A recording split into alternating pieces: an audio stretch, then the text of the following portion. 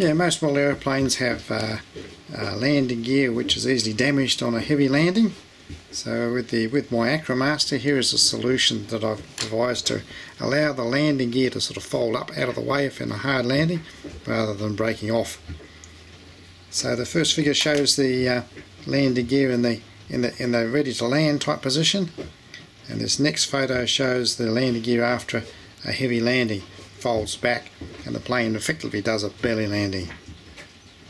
So I modified the existing landing gear by building a hinge and a little bar to hold it down, and a couple of elastic bands made out of part of a bike tube, which allows the bar to lift up on a heavy landing and trigger over little toothpick stumps to allow the whole thing to fold down.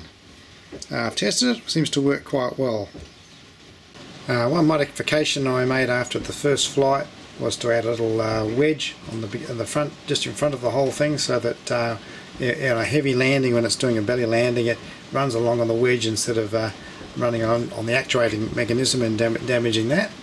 The hinge was made from a couple of cable ties passed through a thin piece of wood, which was then screwed to the bottom of the aircraft on the existing mount, which I ground down to make it fit smoothly.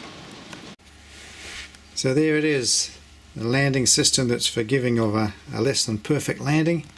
It turns into a belly landing if it comes down too hard, without ripping the bottom of your airplane off or destroying the undercarriage.